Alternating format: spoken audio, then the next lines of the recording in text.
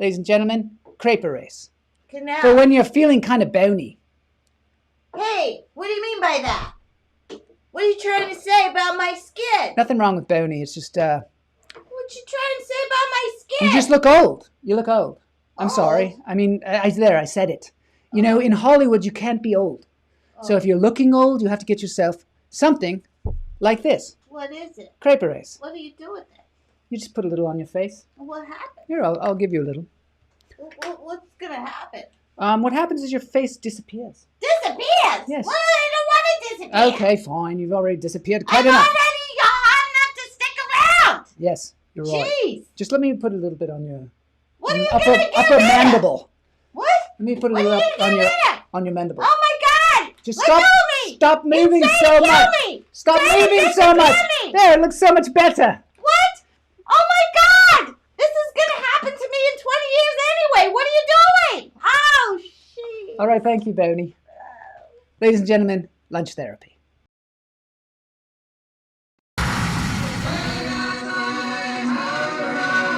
I'm gonna get myself a modem. I'm gonna get myself a modem. I'm gonna get myself a modem. I'm gonna get myself a modem. I'm gonna get myself a modem. I'm gonna get. Hello, everyone, and welcome. Welcome to Wednesday. It's Hump Day. This is Lunch Therapy. This is a place where we take a break from the crap. We let it all go. Relax, breathe. Today we've got a real treat. We have Keith Ross Nelson here today, veteran comedian and star of stage and screen. He's going to be here to tell a crazy story. Tomorrow we're going to have Ginny Sykes. She's going to come on live as well. These people are both live, so feel free to comment. Comments go on the screen. We can have a lot of fun. And then, of course, tomorrow, or Friday, we have actor Michael Monks for Interview Friday. So that's the schedule. Let's get into this thing. Let's start breathing. Here we go.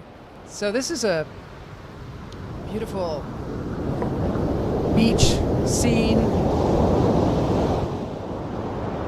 I'm going to try not to talk too much because I want us to take in the ASMR of this, the sounds of the ocean. We're going to take in our first breath, in through the nose, out through the toes. Hold it. I know I need this breath today, for sure. Let it go. We have Keith in the green room right now, waiting, hanging out with Boney and Joe Fury. Joe Fury stopped by. I don't know. I mean, it's totally unexpected, I guess. In through the nose, out through the toes.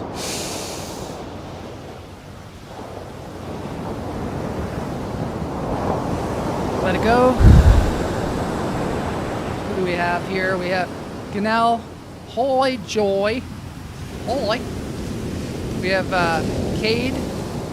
Cade and I are going to be in a Zoom show on Saturday night, hosted by the famous Linda Lovin, who is also known as Cynthia Levin.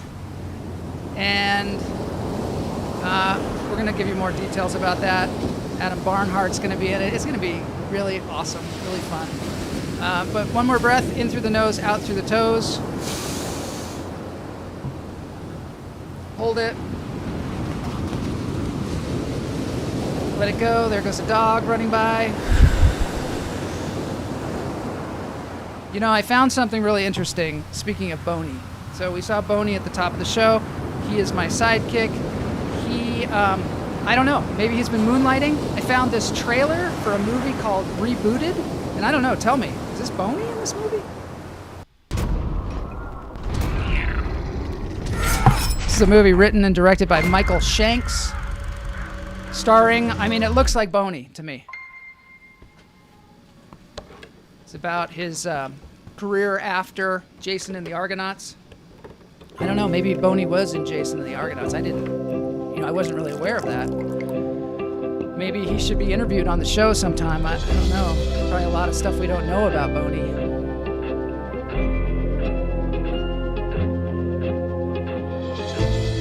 This just looks like a cool little short film. I invite you to go see it online. It's called Rebooted. It's about animated characters that are out of work. Because I think a lot of these, action figures, now that CGI has come in, a lot of them are having a lot of trouble. That's why probably Boney is working for lunch therapy now, even though he never gets lunch. Never gets the respect that he wants and needs. So, give Boney the love he needs, and go see that movie, Rebooted. It's on YouTube. I highly recommend it. It's also the work of, it's an homage to the work of Ray Harryhausen, who made those incredible stop-motion characters in Jason and the Argonauts, which I invite everybody to see. I see Trish is here. We had her music on the show earlier in the week. She's my new friend. We're friends now, of course. Hi from Maine. Yes, so now we have viewers in Maine, which is great. Was that a slee stack? It's a good question. Ganell, could you do the research on this? But I understand that there is a slee stack that roams the city of Portland.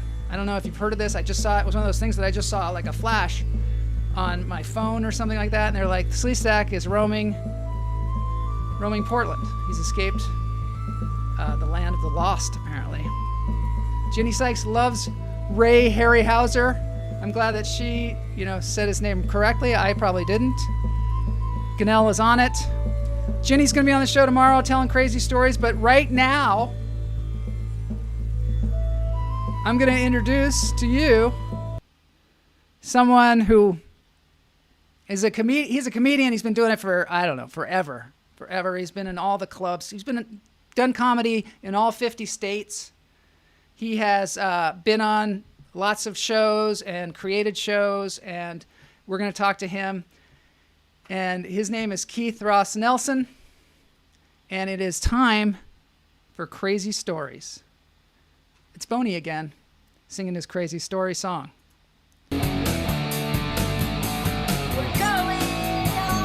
This is a Boney heavy show. It's good.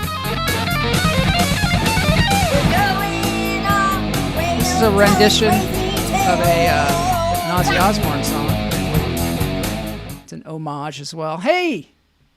Wait a minute! There's Keith! How are you doing? Good, man. Good to see you. I'm doing good. I'm doing really good. I am so happy to have you here on the show. And I am just checking an audio thing. How's the audio? Can you hear me? Loud and clear. Very good. All right. Well, I'm not going to worry about it because that's my biggest nemesis on the show is audio. Always causing trouble. Always causing trouble. And I don't do sign language, so. And that would be really, really bad. So that would not be good. It would not be good. Kate Alexi is commenting. He says that Ginny has the best stories. Ginny, who's going to be on the show tomorrow. Well, we'll be the judge of that. Thank you for the pressure. Yeah. So thanks a lot, Kate, for giving Keith the story pressure. Yeah. Keith, so you've been a comedian. I'm looking for a prescription of Xanax now so I can calm down. I gotta try to get some swag in here before Ginny comes on and destroys me tomorrow. That's right. Luckily, we had the breathing at the top of the show. Oh, thank God. I'd be a nervous do you breathe? wreck. Do you breathe? I do Kung Fu. So Kung Fu, yeah. So every day, 35 minutes of forms. Wow. So that's kind of that's the closest I come to meditation, because you always do the forms very slow. Yeah, I'm a big proponent of Tai Chi. I don't know if you ever do Tai Chi. Yeah. There you go. But I hear you're a black belt in karate. Is this true? Yeah, I just got my third degree. Whoa, that's impressive. Yeah. So look out, Ginny. But Ganell in the chat room says, can Keith make his head explode like Ginny? Can you do that? Because Ginny has this thing called exploding head syndrome. It's like have you heard of it? No. I think it's made up. I think it's totally made up. You can wiki. It's on Wikipedia, but that doesn't necessarily make it true. I don't think. Hey, by the way, what did you say about Portland? That's my hometown. You're from Portland? I'm from Seattle. Yeah. Oh, nice. Rival cities. There you go. Pacific Northwest. I said, apparently there's a guy who walks around Portland dressed as a Sleestak from Land of the Lost. Oh, my God. We used to have a guy in Seattle that would walk around dressed as Conan the Barbarian, and he had a broadsword on his back, and he was a really burly dude. I don't know if you ever saw him in Portland. Oh, Ginny says, oh, great, now Keith is going to kick my ass. Yep, look out. Ganell says it's true about the Portland Sleestak. All right. It's distracting. Only in Portland. Only in Portland. When I saw it, I was like, of course that's happening in Portland. All right. So you grew up there? Yeah, I grew up in Beaverton. Wow. Who's infamous for Nikes. Yeah. And you've... And I actually, interestingly enough, I high jumped at Oregon, and my freshman year is the year they invented Nikes. You're kidding me. And yeah, what so was I'm that? one of the first one. I'm actually one of the first 100 guys to wear a pair of Nike waffle shoes. I was going to say they made them in the waffle iron, right? Yeah, because they actually poured the rubber onto the Bill Bowerman's waffle iron, and then him and Knight would peel it off when it dried and cut it out under the shoe, and then that would be what you'd run on, these little nubs from a waffle iron. It was Prefontaine, wasn't that the guy's name? Graduated the year before I came in, and actually I jumped in the meet where he broke the 3-mile record, and then that night got in the car crash that killed him. There are like 2 movies about him, I believe, at least. Yeah. Very Without interesting Limits story. is the one produced by Tom Cruise, and it's a fantastic movie. That is super good. Billy Crudup? Billy Crudup, that's exactly right. Yep. I recommend that movie. All right. So you've been to Harvey's Comedy Club, I take it. I love Harvey's. Have you been there recently? Last time was a year ago, November, right before the COVID. Oh, we don't talk about that. The thing we don't talk about. The thing we don't talk about on this show, because we can talk about it any other time. I was there, I don't know, I was up there in October, I think. Yeah, so you were there right before me. Yep. It's, Portland, what do you think about what's going on? Oh, we can't talk about that. What's going on in Portland? We're not talking about that because this is a place where we chill out. Why don't you just tell us a crazy story? Let's hear a crazy story, Keith. Okay. I got lots of crazy stories. I play a game with my friends. Do you want a road story, a car story, airline, club story? This one I like. In 93, I was in Starkville, Mississippi, and I'm doing a show in Starkville, about 500 people in this place, and I do 2 Klan jokes, making fun of the Klan. And a guy in the front row pulls his shirt up, pulls out a gun, points it at me, and says, "Hey, fucker, move to another subject." Oh, my God. Yeah. So I turn, I look at the bouncers. They don't move from their spots. He puts the gun back in his pants, and I say to the audience, "Ladies and gentlemen, this concludes the racial portion of our show. Could I have a new pair of shorts?" And I finish the show. Oh, my God. Did you think of that on the fly?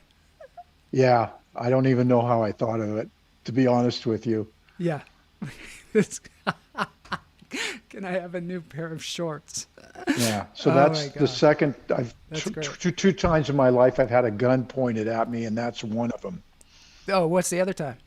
Of course. Well, this is really going to make me look like an idiot, which I was at the time. Yeah. About 15 years ago, I'm driving, and this guy cuts me off, and then he's yelling at me.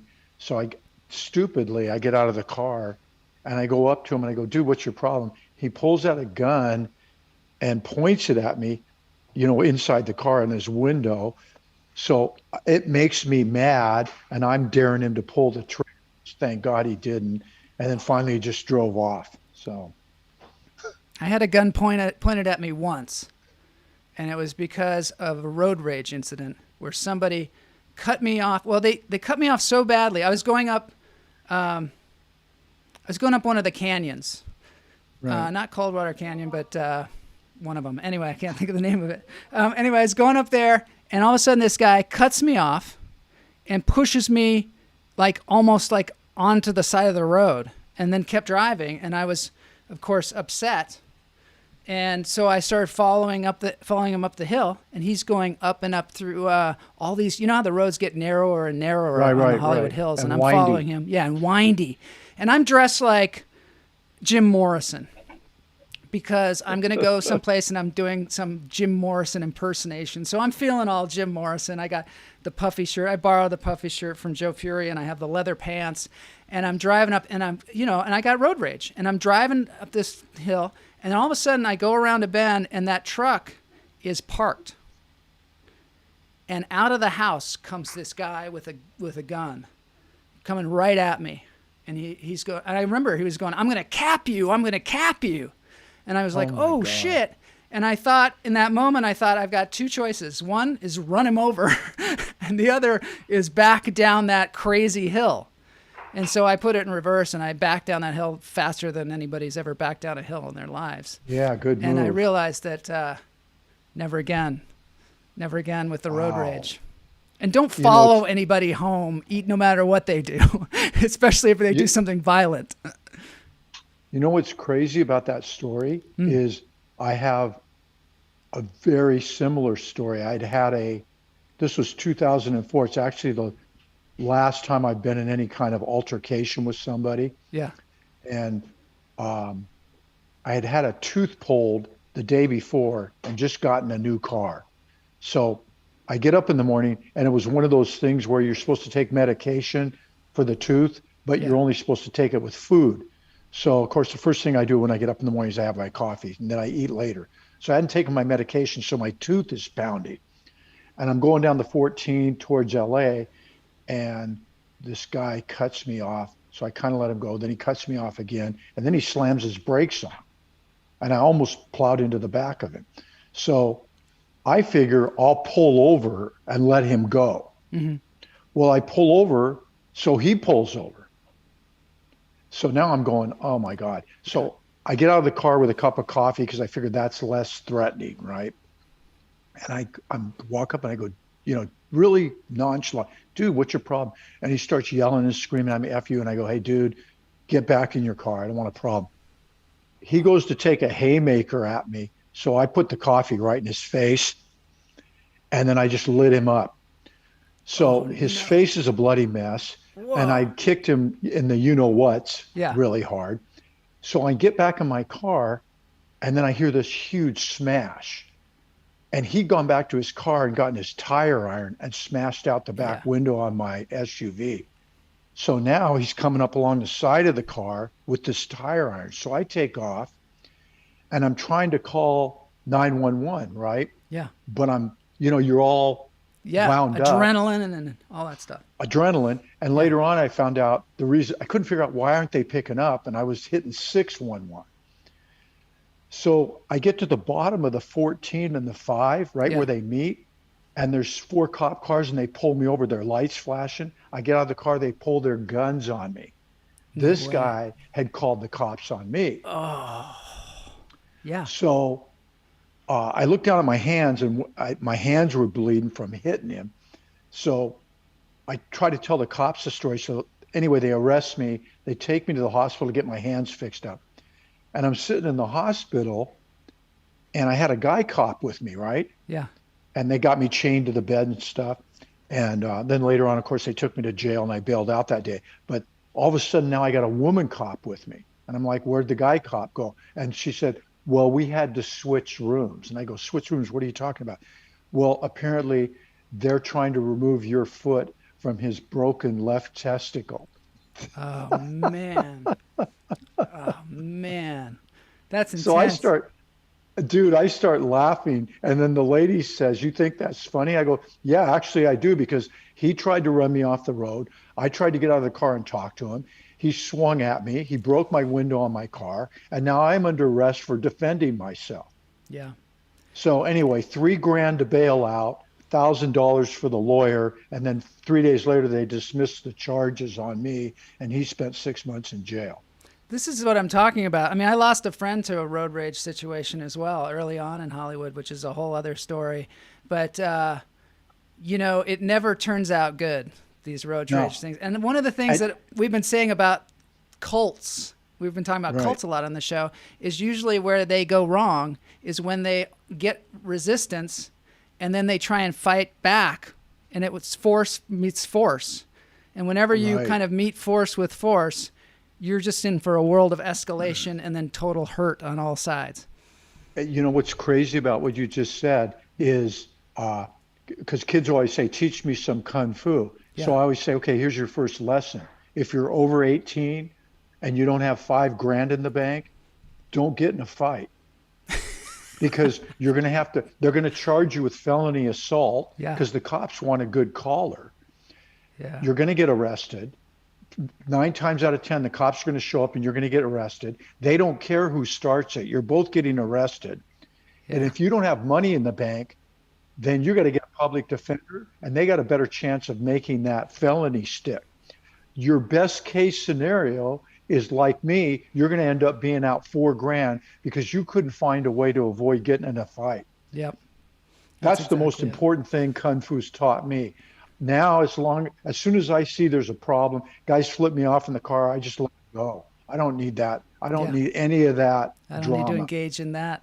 No way. No way. Me too. No Me way. too. Whenever I see, even like if we're in the car and somebody does some horrible thing, sometimes my wife will honk the horn, my horn. I'm like, "You're not allowed to touch my horn." Don't touch my horn. I said, if I'm driving the car, nobody touches the horn. What the hell are you doing? Are you trying to get me killed?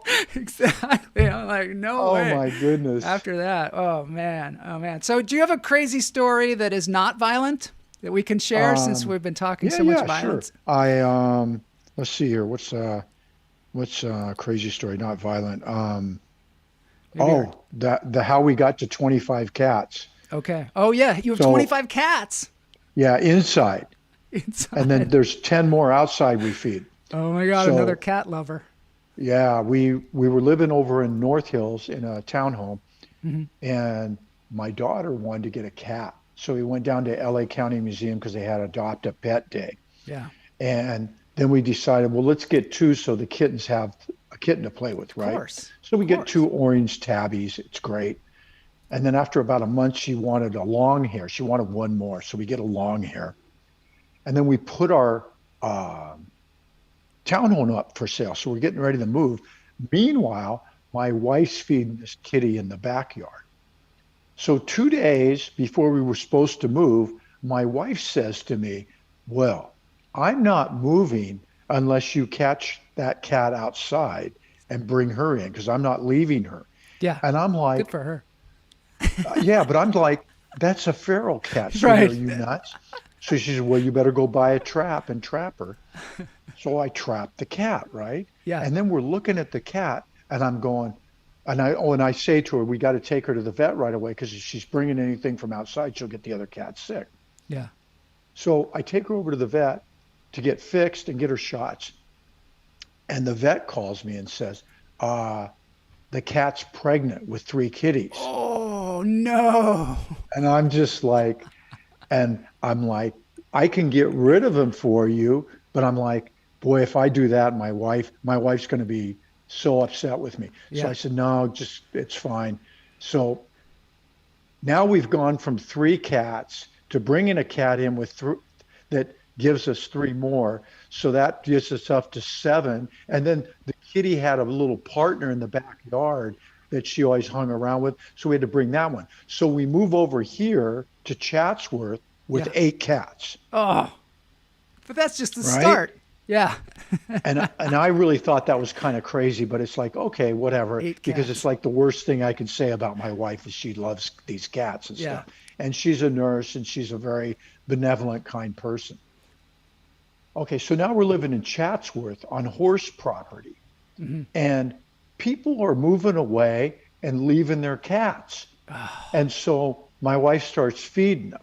Yeah. And then one of the kitties outside gets pregnant. Oh, And then no. meanwhile, at this point, we've got 6 or 7 outside we're feeding. And now we got to trap this cat outside and get her in. And then I had 4 friends set up to take the kittens. They Yeah. all reneged on me. So now we've gone from 8 to 5 more indoors. We're now at 13. Okay. And then it went on and on. But the coolest story is there was one, I go outside and she had this thing, it looked like a softball on her side. And so, of course, I thought it was a tumor, right? And I'm like, oh my God, we got to bring this cat in. It was during December. It was the rainy season and shit. Yeah. So we bring her in. We take her over to see me to get her checked out. And well, first I was going to get her fixed and get her 2 shots. And I go to pick her up and the ball is gone. And I said, what happened to the ball? And the doctor goes, oh, it was a hernia. So the doctor just fixed it for you. Whoa. For free. Oh, for free? They Dude, don't do he that. didn't charge me. They just charged me for the fix and the 2 shots. And I was just like, oh my God, this guy's my hero. Yeah. So we thought this cat had a tumor. It would probably live a month or something. It turned out it was a hernia. Probably got hit by a car or something. And this doctor fixed it, brought her home, good to go. Wow. That's So cool. anyway, we just kept bringing one after another. And we still got 8 outside right now. And we got almost all the cats fixed. We had 1 left to fix. Yeah. And that one just had kittens. Oh, So now we got to get those 4 cats in and trap that one before because these cats, they reproduce every 3 months. oh yeah. You gotta spay them. Spay If and you neuter. don't nip, if you don't nip that shit in the bud, you're done. All right. We've got some really good advice from Keith today. One is if you don't nip that shit in the bud, you're done.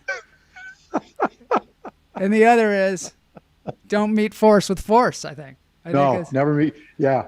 We do this thing in Kung Fu. It's called push hands. Yeah. Where you go, it's kind of hard to explain, but you do this thing where you barely touch the other person and you go back and forth, and we do it for an hour. It's really monotonous. Yeah. But the whole idea do is it that for when an somebody hour? pushes, yeah, it's like if you don't get patience after that, you'll never get it. So, and it's real slow and monotonous. But the idea is when somebody pushes against you, most people's instinct is to push back. But the whole thing of push hands is as soon as somebody pushes up on you, you turn sideways with your hands and let them push. You take the loss Use and their then send them energy flying. And against them. the beautiful thing about it is the bigger the person and the harder they push, the more they're going to fly towards the wall when you let them go. Yeah, there's a legend about my Tai Chi teacher at Cal Arts. Her name is Sherry Chernish. She's like an older woman, and she would go teach Tai Chi in the prisons.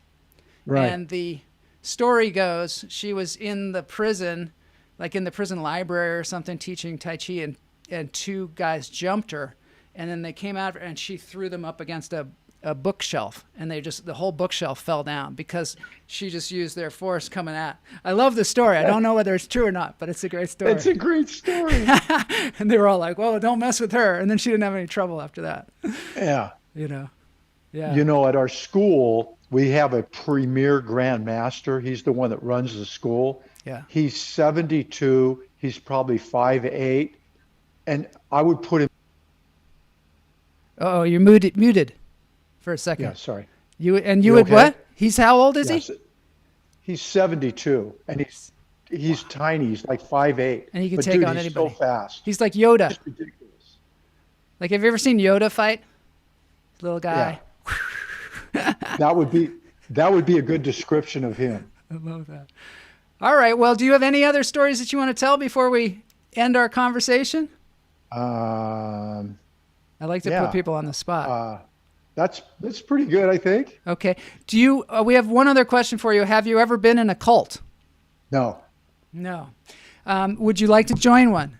We have one. It's called Cult of the Hummingbird. It's a very calm cult. It's a cult where we take care of one another. There is a guru, and it's me, but I'm not really like the kind that's a dictator or anything like that. I'm learning how to be the kind guru, and you can come and go as you please. That's the other thing. There's no mind cage, so that we don't get you in the mind cage at all. So and you don't have to wear any apparatus or anything. So. We're not held prisoner like Jim Jones. Right. We're not held prisoner. There's no Kool-Aid. There's no, nothing's happening here that's negative. It's all positive. Okay. Cult. I will join only if I never have to follow Gina's stories again. Yeah, Ginny. Oh, Ginny, man. Ginny. Tomorrow she's going to come in and just be like, she's going to be nervous, I'll tell you. Especially after all the weapons stories that we had. All the testosterone that was flying around. But I don't know how to blow my head up, so it's a wash. Does this mean we have to get him a T-shirt? I think, Ganell, you have to get him a T-shirt. The lunch therapy. I saw Jenny blow her head up, and all I got was this T-shirt. That's right. Right? Yeah. All right. Thanks so much, Keith, for being on the show. It's just a pleasure to spend time with you, and you're welcome anytime to come back. If you think of a crazy story, or you want to do a, I don't know, sketch, whatever you want to do, man. Whatever you want. Yeah, thanks, man. All right, cool. And do you have anything that you need to tell us about, that you have like a show coming up or anything like that? Yeah, if you're in Las Cruces, New Mexico, next Thursday, I'm in Las Cruces. Oh, cool. Las Cruces. New Mexico. We'll be there. Yeah. You're going to get the lunch therapy bump. All the hummingbirds are going to flock. We're a little frightened, though, I must say. Thanks a lot, Joel. Oh, yeah. Thanks so much for being here, and we'll see you soon. All right, buddy. Keith. Thank you. All right, that was Keith. Wasn't he a delight? He's a delightful person, and a good sport. And he's a member of the Hummingbird, Cult of the Hummingbird. So, I mean, we got that going for us. It's just growing, and the T-shirts are flowing, and it's wonderful. I'm going to end with our sponsor, Slob 90X. For those of you who don't know about the new revolutionary workout program where you can become a sloth. Here's an answer. The Slob 90X program. Just look at these results. In just 90 days, these 12 Slob 90X DVDs will put you on a program to weaken those bulbous shoulders and build a thick wall of fat around your midsection. SLOB stands for Slow, Lazy, Ordinary Body. In just 90 days, I can help you become a computer nerd, a party animal, or just a plain old lovable slob.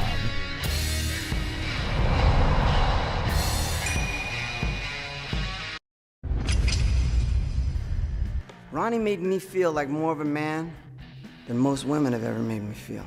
Ronnie really makes you believe in yourself. Ronnie's slogan is, do your best and then take a big rest. Done.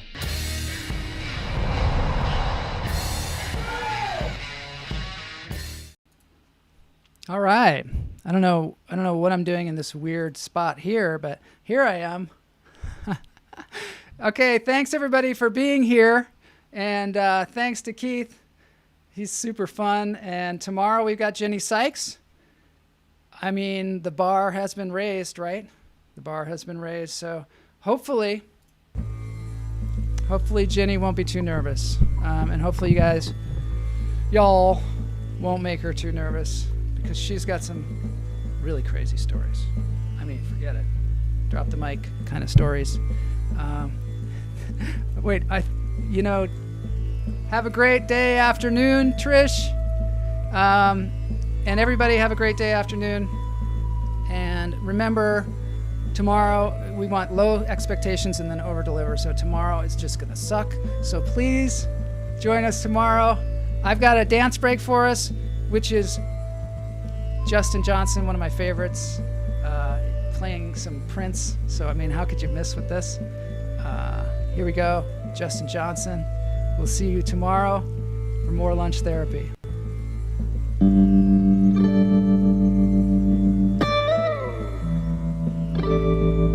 Love that guitar. It's a replica of Prince's guitar. This guy always has the best guitars. And he is, I don't know him. I wish I did. He's, gotta change this. I'm talking again over this. Gotta change this. Tomorrow, Jim sings.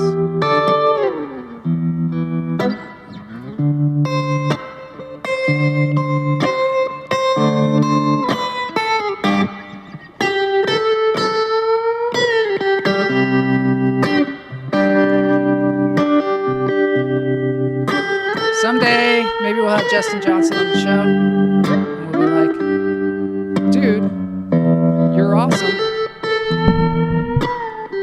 How do you get to be so awesome?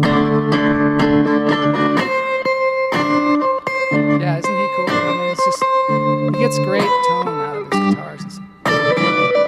Anyway, I better go because it's Wednesday and we gotta get back out there. All right, see you tomorrow. This has been Lunch Therapy.